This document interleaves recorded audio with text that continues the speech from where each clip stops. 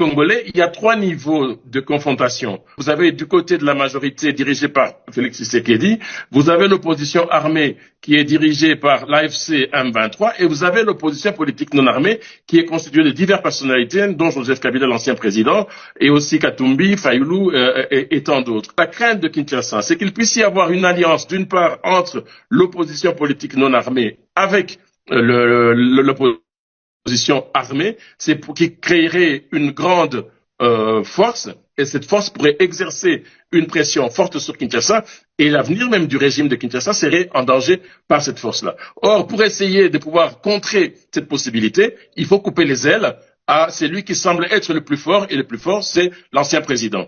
Dans un premier temps, il faut lui couper les relais politiques qui sont à Kinshasa, c'est-à-dire son parti politique. Et donc à Kinshasa, il n'a plus de relais politique.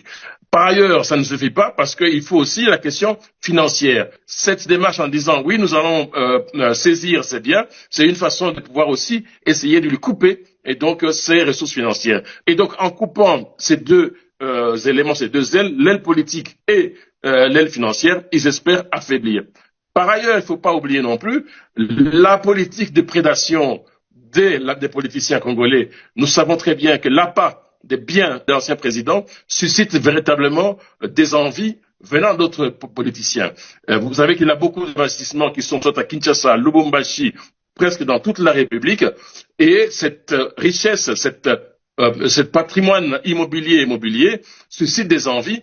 Et la volonté, comme nous sommes dans une politique de prédation, c'est de pouvoir s'accaparer de ces biens et de les dépouiller définitivement.